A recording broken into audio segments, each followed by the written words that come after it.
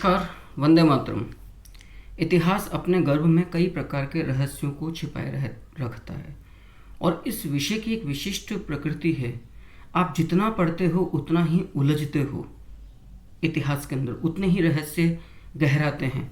हम पूरा पूरा पढ़ने के बाद भी कई बार इतिहास अपनी नेचर के चलते, अपने रहस्यों के चलते हमें बिल्कुल आश्चर्यचकित कर देता है और हमारी स्थिति ऐसी हो जाती कि काटो तो खून नहीं, जवाब देते नहीं बनता। इसी प्रकार का एक बड़ा ही अचंभित करने वाला जो तथ्य है प्रागैतिहासिक काल से, प्री हिस्ट्री से, वो मैं लेकर इस शॉर्ट वीडियोज़ की सीरीज़ के जरिए आपके सामने लेकर आया हूँ।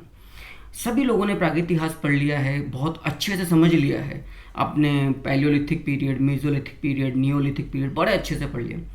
लेकिन क्या कभी आपने गौर किया कि लहुरा देव, मेहरगढ़ और कौल्डी हवा को हमें नवपाषाण काल में रखना चाहिए या मध्य पाषाण काल में रखना चाहिए?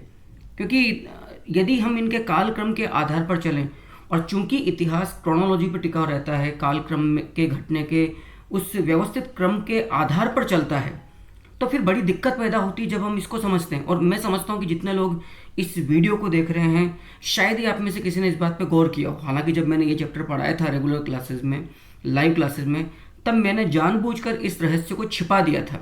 लेकिन उम्मीद करता हूँ कि ये उम्मीद थी मुझे कि आप में से कोई ना कोई व्यक्ति मुझे ज़रूर इस बात के लिए टोकेगा, लेकिन इस तरह की बात मेरे सामने नहीं आई। तो फिर मुझे आवश्यकता महसूस हुई कि मुझे खुद को ही इसे बेपर्दा करना चाहिए, इसे रिवील करना चाहिए। आइएगा देखते हैं। तो लहुरा देव, आप यूपी से, मेहरगढ़ आपको पाकिस्तान वाला जो एरिया है वहाँ से प्राप्त हो रहा है। कौल्डी हवा, राइट, ये भी यूपी से प्राप्त हो रहा है। इन्हें मध्य पाषाण काल माना जाएगा या नवपाषाण काल माना जाएगा? क्योंकि ये वैसे तो नवपाषाण काल में गिने जाते हैं, लेकिन यहाँ से जो आपको अवशेष, पुरावशेष जो प्राप्त हो रहे हैं, उनका यदि C14 कार्बन डेटिंग प्रणाली की जाए तो काल फिर मध्य पाषाण काल में जाके टिकता है। लेकिन हम इन्हें गिनते नवपाषाण काल में है। तो आज हमें यही समझना है इस वीडियो के जरिए कि ऐसा होता क्यों है। आइएगा, सबसे पहले मैं कुछ बात समझाने का प्रयास करता हूँ। यदि मध्य पाषाण काल की बात की जाए, यानी कि मेसोलिथिक टाइम की बात की जाए, तो जनरली इसको आप अपनी पाठ्य पुस्तकों में 8000 ईसा पूर्व से 4000 ईसा पूर्व तक मानकर चलते हैं। मोटे तौर पर आप इसे 10,000 ईसा पूर्व मान लीजिए अधिकतम, क्योंकि ये ट्रांजिशन पीरियड माना गया है पैलियोलिथिक और नियोलिथिक के बीच में, यानी कि पूरा पाषाण काल और नवपाषाण काल के बीच की विशेषताओं को आप यहाँ पर कुछ लुप्त होते हुए भी देख सकते हैं, कुछ विकसित होते हुए भी देख सकते हैं। यानी कि पूरा पाषाण काल की जो कुछ विशेषताएं थी वो लगातार इस काल में चली आ रही है, और जो नवपाषाण काल में जो कुछ नई विशेषताएं हमारे सामने बिल्कुल प्रकट रूप में सामने आती, जैसे कि मृदभांडों का निर्माण है, वहाँ चाक पर निर्माण हो रहा है नवपाषाण काल में। तो यहाँ पर मध्य पाषाण काल में आपको हाथ से अनगढ़ मृदभांड प्राप्त हो रहे हैं, वहाँ पर आपको खेती के स्पष्ट साक्ष्य प्राप्त हो रहे हैं। तो यहाँ पे वन्य जो किस्में हैं फसलों की, उनका कहीं ना कहीं परिचय हम पा रहे हैं। उसके बावजूद चूंकि ये ट्रांजिशन पीरियड माना गया है, इसको प्रोटोनियोलिथिक टाइम माना गया है, मेसोलिथिक, और आप काल देख सकते हैं भारतीय संदर्भ में आप इसको मोटे तौर पर 8000 ईसा पूर्व से 4000 ईसा पूर्व तक मानते हैं। लेकिन नियोलिथिक या नवपाषाण काल की बात की जाए, जो polished tool culture, stone tool culture मानी जाती है, जबकि मेसोलिथिक का संबंध माइक्रोलिथ के साथ है। यदि नवपाषाण काल या नियोलिथिक की बात की जाए तो मोटे तौर पर आप कह सकते हैं कि विश्व के संदर्भ में ये 9000 ईसा पूर्व से आरंभ होता है।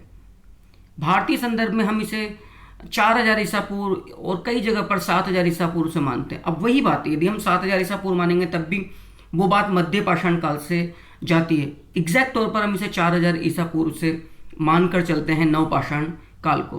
तो यदि मैं यहाँ पर आंकड़ा पेश करूँ बिल्कुल स्पष्ट तौर पर ऑब्जेक्टिव नेचर के चलते हैं, तो मैं 8000 ईसा पूर्व तो टिक करूंगा मध्य पाषाण काल के लिए, और 4000 ईसा पूर्व में टिक करूंगा फिर इसको नवपाषाण काल के लिए। अब इस कालक्रम में हमें इन तीन स्थलों को देखना है कि ये कहाँ फिट बैठते हैं, लहुरा देव, कौल्डी हवा एवं मेहरगढ़। आप इस बात को समझिएगा और फिर समझकर अंदाजा लगाइएगा। आपको खुद को बड़ा आश्चर्य होगा, खुद को बड़ी हंसी आएगी कि काश सर ने बिल्कुल सही बात कही, हमने इतना पढ़ लिया लेकिन इस बात पर आज तक हमने गौर नहीं किया। यदि मैं नवपाषाण कालीन स्थलों से संपूर्ण इंडियन सब कॉन्टिनेंट या भारतीय उपमहाद्वीप में कृषि के साक्ष्यों को कालक्रम के आधार पर आपके सामने प्रस्तुत करूं और उसका विश्लेषण करूं, तो आप सबसे पहले हम वो देखते हैं जो हम पढ़ते हैं। देखिएगा, हम कहते हैं कि लहुरा देव जो है, जो यूपी संत कबीर नगर जिले से प्राप्त हुआ है, संपूर्ण भारतीय उपमहाद्वीप में कृषि के प्राचीनतम साक्ष्य और खेती में भी मात्र चावल के प्राचीनतम साक्ष्य संपूर्ण भारतीय उपमहाद्वीप में, संपूर्ण आप कह सकते हो प्रागैतिहासिक काल में चावल के कृषि के सबसे प्राचीनतम साक्ष्य एविडेंसेस हमें लहुरा देव से यूपी से प्राप्त होते हैं। लगभग 9000 ईसा पूर्व का यहाँ पर चावल की खेती के साक्ष्य प्राप्त हो रहे हैं। एक बात, कोल्डी हवा यूपी जो बैलन नदी घाटी से प्राप्त हो रहा है, इसकी बात की जाए तो संपूर्ण भारतीय उपमहाद्वीप में यहाँ चावल की खेती का द्वितीय साक्ष्य यहीं यूपी से प्राप्त हो रहा है, जो 6000 ईसा पूर्व का है, राइट। और यदि मैं मेहरगढ़ की बात करूं जो बलूचिस्तान पाकिस्तान से है, तो यहाँ पर आपको 7000 ईसा पूर्व की गेहूं के साक्ष्य प्राप्त हो रहे हैं। अब यदि हम बात, और ये इन तीनों स्थलों को हम नवपाषाण काल या नियोलिथिक का मानकर चलते हैं। यदि कालक्रम की बात की जाए तो जैसा मैंने अभी पिछली स्लाइड्स में कहा कि नवपाषाण काल तो हम 4000 ईसा पूर्व से मानकर चल रहे हैं, जितनी भी अच्छी पाठ्य पुस्तकें पढ़ रहे हैं। लेकिन कोल्डी हवा से लहुरा देव से बात की जाए तो 9000 ईसा पूर्व मध्यपाषाण काल, कोल्डी हवा लगभग 6000 ईसा पूर्व मध्यपाषाण काल, मेहरगढ़ 7000 ईसा पूर्व गेहूं मध्यपाषाण काल। फिर हम इन्हें नवपाषाण काल में क्यों गिनते हैं? और यही इतिहास की बहुत बड़ी समस्या है।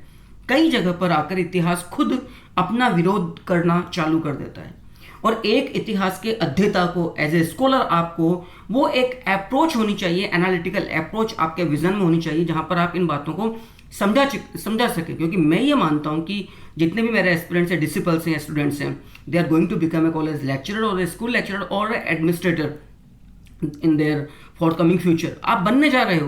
अब आपके सामने वो कम्युनिकेशन स्किल होना चाहिए, वो अप्रोच होनी चाहिए, रिसर्च अप्रोच या एनालिटिकल अप्रोच, जिसको आप समझा सकें। देखिए, बड़ी दुविधा है, कारण कि खेती के प्राचीनतम साक्ष्य प्राप्त हो रहे हैं, लेकिन विश्व में कहीं पर भी मेसोलिथिक काल से मध्यपाषाण काल से हमें खेती के साक्ष्य प्राप्त नहीं होते हैं। मध्यपाषाण काल में आप अधिक से अधिक जो खेती की जो वन्य किस्में हैं, अन्न की जो वन्य किस्में, उससे मात्र अपना एक इंट्रोडक्शन पा रहे हो। आदिम मानव ने मात्र परिचय पाया है, अभी वन्य किस्मों का प्रयोग करके वो खेती नहीं कर रहा है, क्योंकि खेती करेगा तो फिर ग्रामीण स्थायी जीवन आ जाएगा। तो फिर नवपाषाण काल और मध्यपाषाण काल का जो एक थिन डिफरेंस, एक लाइन से, वो समाप्त होता चला जाएगा। तो आपको यहाँ पर ये बेहद खास ख्याल रखना है कि क्रोनोलॉजी कालक्रम के अनुसार लहुरा देव, कोल्डी हवा, मेहरगढ़ जो नवपाषाण काल के स्थल हैं, ये मध्यपाषाण काल में जाके टिकते हैं। लेकिन जो हमें कार्बन डेटिंग प्रणाली यहाँ से प्राप्त हो रही है, उसके बावजूद हम इन्हें यदि नवपाषाण काल में रखते हैं, तो उसकी एकमात्र वजह है यहाँ से खेती के स्पष्ट साक्ष्य प्राप्त हो रहे हैं, जो इन स्थलों को कृषक ग्रामीण जीवन की ओर स्थापित करते चलते हैं। खेती का जो साक्ष्य है वो मेसोलिथिक और नियोलिथिक के बीच का स्पष्ट अंतर है। अतः कालक्रम के अनुसार जो इनका जो हमें अवधि प्राप्त हो रही है इन तीनों नवपाषाण काल की, यद्यपि वो मध्यपाषाण काल की जाकर टिकती है, लेकिन चूंकि यहाँ स्पष्ट खेती के साक्ष्य प्राप्त हो रहे हैं, इसीलिए इनको नवपाषाण काल में गिना जाता है। और इसीलिए मैंने कहा कि ये बड़ी दुविधा है नवपाषाण काल का यदि आप कालक्रम लेकर चले। इसीलिए कई स्थलों पर आपको 7000 ईसा पूर्व से लेकर 1000 ईसा पूर्व, यद्यपि पाठ्य पुस्तकों में आपको 4000 ईसा पूर्व मिलता है, लेकिन वहां पर स्पष्टीकरण प्राप्त नहीं होता है।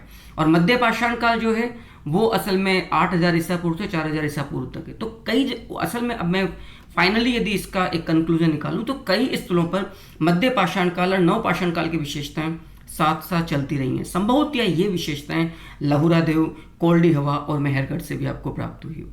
मैं उम्मीद करता हूं कि इस संक्षेप से वीडियो के अंदर जो 4 तथ्य मैंने रखाए हैं प्रागैतिहासिक काल के, उन्होंने आपका आज एक दृष्टिकोण विकसित किया होगा, आपको अच्छे से समझ में आया होगा। ये वो तथ्य था, हम पढ़ते हैं, बार बार पढ़ते हैं, लेकिन हमने आज तक कभी गौर नहीं किया, यह हमें गौर नहीं करवाया गया।